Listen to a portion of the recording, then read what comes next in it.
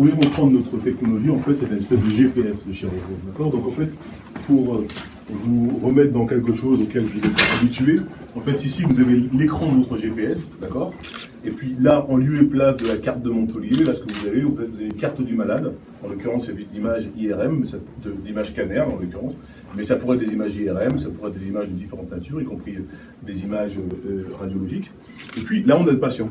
Et donc, en fait, la première étape, elle va consister à faire ce qu'on appelle la correspondance entre ce que l'on voit sur les images et le patient. C'est typiquement ce qui se passe lorsque vous êtes avec votre GPS, vous êtes dans un parking, et puis vous avez le GPS qui ne sait pas où est-ce qu'il est, puis dès que vous sortez du parking, tac, on trouve les satellites, et on fait la correspondance entre l'image et puis la réalité du terrain.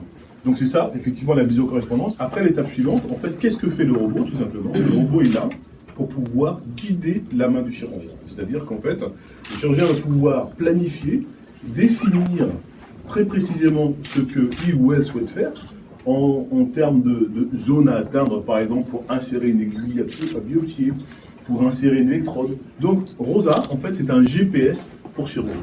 Comme on l'a annoncé le dernier trimestre, on a vendu 10 robots, comme ceux-ci, dont 7 aux États-Unis, 2 en Chine, pardon, et une en France. Ça représente d'ailleurs assez bien notre chiffre d'affaires, puisque je dirais que les 3/4 de notre chiffre d'affaires est réalisé aux États-Unis.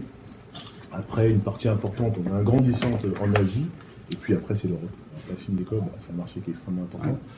Comme souvent, le plus difficile, c'était de rentrer dans ce marché chinois, arriver effectivement à avoir des références, des premiers hôpitaux.